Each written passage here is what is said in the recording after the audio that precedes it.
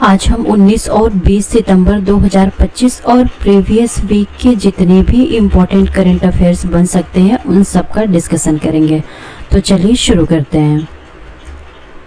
आज का पहला सवाल, हाल ही में ग्लोबल इनोवेशन इंडेक्स 2025 रिलीज हुआ है। ये इस रिपोर्ट का कौन सा एडिशन है? तो एडिशन है 18th, यानी इस बार GII ग्लोबल इनोवेशन इंडेक्स का 18वां एडिशन था। अच्छा, ये इस इंडेक्स में जो टॉप 5 है ये हमेशा इंपॉर्टेंट बनेंगे। टॉप 5 आपको जरूर याद करके चलना है। तो पहला स्थान मिला है स्विट्जरलैंड को, दूसरा स्वीडन को, तीसरा US को और चौथा मिला है रिपब्लिक ऑफ कोरिया को और 5वां स्थान हासिल किया है सिंगापुर ने। अच्छा, ये जो ग्लोबल इनोवेशन इंडेक्स है इसको जारी कौन करता है? तो इसको जारी करता है WIPO यानी वर्ल्ड इंटेलेक्चुअल प्रॉपर्टी ऑर्गेनाइजेशन। इस संस्था के द्वारा इसे जारी किया जाता है। और अगर हम भारत की बात करें तो इंडिया का जो है 48th पोजीशन था 2020 में और 2025 में इसका 38 पोजीशन आया है। और सबसे इम्पोर्टेंट बात यह है कि इंडिया की फर्स्ट रैंक आई है lower and middle income economy में and central and southern Asian region में।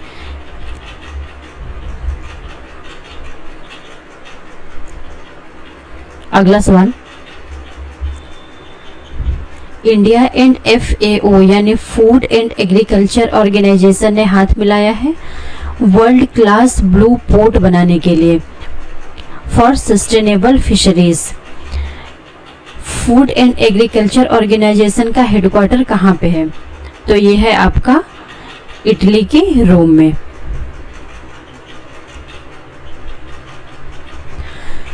जो डिपार्टमेंट ऑफ फिशरीज है under ministry of fisheries, animal husbandry and dairy, इसने साइन किया है technical cooperation programme agreement food and agriculture organisation के साथ। किस लिए? स्ट्रेंथन करने के लिए ब्लू पोर्ट इंफ्रास्ट्रक्चर को इंडिया के अंदर। अच्छा, जो ये रोल रहेगा एडवांस टेक्नोलॉजी का, जैसे कि आपका 5G हो गया, AI हो गया, ऑटोमेशन हो गया, डिजिटल प्लेटफॉर्म हो गए, इसको एनहांस किया जाएगा ताकि इफिशिएंसी और सर्विस डिलीवरी को बेहतर किया जा सके। अच्छा, 3 पायलट प्रोजेक्ट भी इसके लिए मंजूर किए गए हैं, जिसमें से आपका एक है वनकबारा दीव में, दूसरा है कराईकल पुदुचेरी में और तीसरा है जखाऊ आपका गुजरात के अंदर। टोटल जो कॉस्ट है इस प्रोजेक्ट की वो है 369.8 करोड़ रुपए।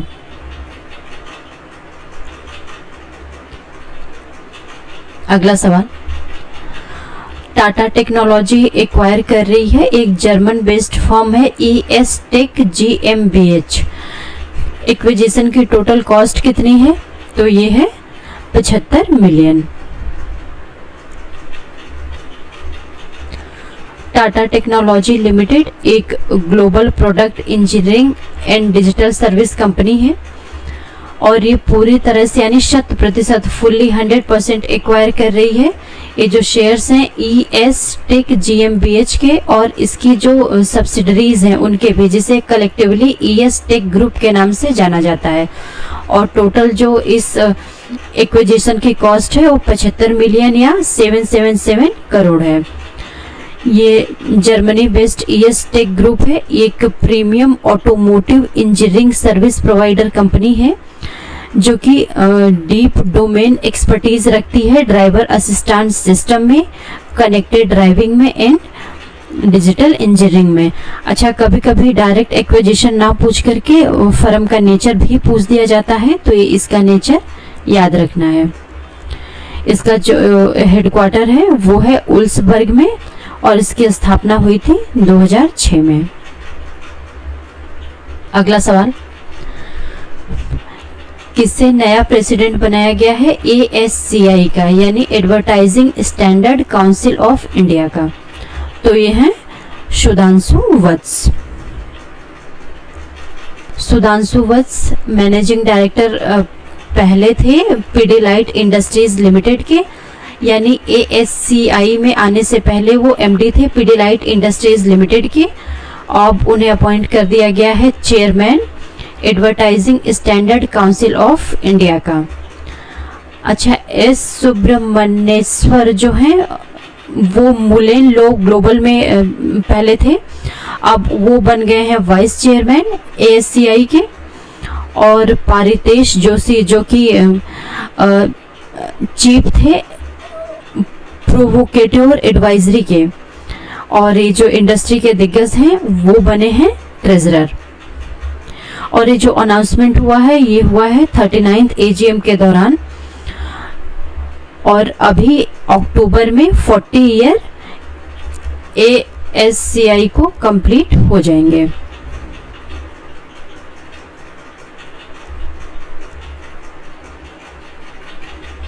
अगला सवाल, प्रधानमंत्री मोदी भारतीय सेना की पूर्वी कमान में संयुक्त कमांडरों के सम्मेलन का उद्घाटन करेंगे।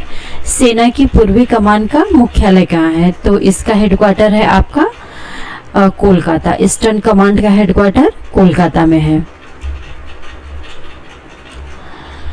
पीएम नरेंद्र मोदी इनॉग्रेट करेंगी कंबाइंड कमांडर कॉन्फ्रेंस कोलकाता में। वहां पे आपके राजनाथ सिंह भी मौजूद रहेंगे, अजीत डोभाल एंड जनरल अनिल चौहान। ये जो कॉन्फ्रेंस है वे बाई एनियल होती है, यानी 2 साल में एक बार। ये जो स्ट्रेटेजिक डिस्कशन होते हैं इसके लिए काफ़ी इम्पोर्टेंट हो जाती है। और इस साल का थीम है the year of reform transforming for the future. The focus is on reform, integration and modernisation of armed forces.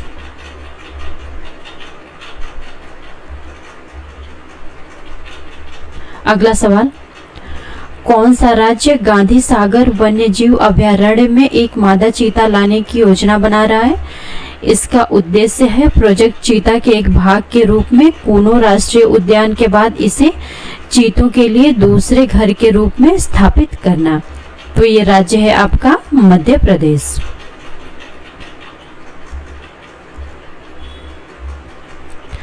Madhya Pradesh plan कर रहा है इंट्रोड्यूस करने का एक फीमेल चीता को Gandhi Sagar wild life sanctuary में। और इसका जो पर्पस है वो है इस्टेब्लिश करना इसे एज ए सेकेंड होम चीता के लिए आफ्टर कूनो नेशनल पार्क।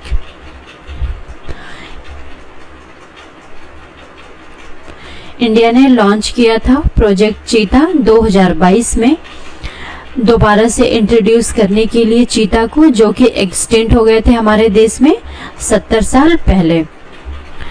और ये जो नेशनल टाइगर कंजर्वेशन अथॉरिटी है under ministry of environment, forest and climate change, ये इम्प्लीमेंट कर रही है प्रोजेक्ट चीता को।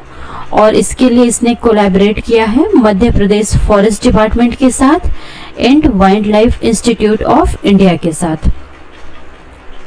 ये जो प्रोजेक्ट चीता है ये वर्ल्ड का पहला इंटरकॉन्टिनेंटल और इतने बड़े स्तर पे ये जो कार्निवोर्स यानी मांस खाने वाले जो जानवर होते हैं उनके ट्रांसलोकेशन का प्रोजेक्ट है। अगला सवाल, prime minister Narendra Modi inaugurate करेंगे टेक्सटाइल पार्क का किस राज्य में? 17 सितंबर 2025 को अंडर पीएम मित्र योजना। तो ये राज्य है आपका धर, मध्य प्रदेश। ये मध्य प्रदेश का धर जिला है।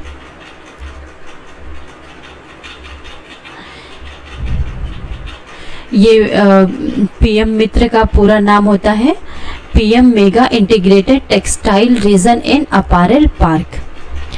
इस स्कीम को लॉन्च किया गया था by the ministry of textile ये ईयर 2021 के अंदर, इसलिए स्ट्रेंथन करने के लिए इंडियन टेक्सटाइल इंडस्ट्री को। अच्छा, केंद्र सरकार ने कुछ साइटें हैं जिन्हें की चुना है इस स्कीम के तहत। ये साइटें हैं तमिलनाडु, तेलंगाना, कर्नाटका, महाराष्ट्र, गुजरात, मध्य प्रदेश एंड उत्तर प्रदेश। यहाँ पे ये टेक्सटाइल पार्क जो हैं ये सेटअप किए जाएंगे अंडर पीएम मित्र स्कीम। और ये जो नए टेक्सटाइल पार्क हैं इन्हें प्लान किया गया है कि ये इस्टेब्लिश कर दिए जाएंगे बाय द ईयर 2026 एंड 27। ये जो मिनिस्ट्री ऑफ टेक्सटाइल है ये प्रोवाइड करेगी फाइनेंशियल सपोर्ट इस प्रोजेक्ट के लिए in the form of development capital, और ये सपोर्ट रहेगा 500 करोड़ का पर park to the park SPV यानी स्पेशल पर्पस व्हीकल।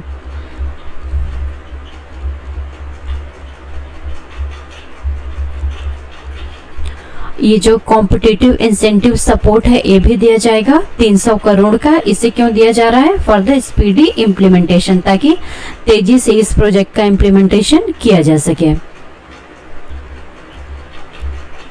अगला सवाल, SBI जो है वो अपनी हिस्सेदारी कितना बेच रहा है यस बैंक में और किसे बेच रहा है? सुमिटोमो मित्सुई बैंकिंग कॉरपोरेशन को 8,889 करोड़ रुपए में। तो ये है 13.18% अपनी हिस्सेदारी SBI जो है बेच रहा है। ये जो हमारे देश का सबसे बड़ा बैंक है SBI, इसने अनाउंस किया है कि ये जो है अपना 13.18% स्टेक जो यस बैंक के अंदर है उसे सुमिटोमो मित्सुई बैंकिंग कॉरपोरेशन को बेच देगा। ये जो है एक जापान की बैंकिंग फर्म है 8,888 करोड़ रुपए में। इससे SBI को रिसीव होंगे 8,888 करोड़ रुपए और बेचने वाला SBI है और जो खरीद रहा है वो है सुमिटोमो मित्सुई बैंकिंग कॉरपोरेशन, एक Japanese multinational financial service company है जो कि बिलोंग करती है सुमिटोमो मित्सुई फाइनेंशियल ग्रुप को। और SBI जो है वो सबसे बड़ा शेयर होल्डर बन गया था यस बैंक के अंदर मार्च 2020 में। एक जो स्कीम थी रिकंस्ट्रक्शन उसके तहत, और इस स्कीम को सेंट्रल गवर्नमेंट उस समय लेकर के आई थी। उसके बाद SBI ने और भी शेयर एक्वायर किए थे, एडिशनल शेयर यस बैंक में फॉलो ऑन पब्लिक ऑफर के तहत जुलाई 2020 में। और इतने शेयर बेचने के बाद यानी 13.18% अभी भी यस बैंक में SBI के पास 10.79% शेयर बाकी रह जाएंगे। यानी जो टोटल यस बैंक में SBI के पास शेयर थे वो थे 23.97%।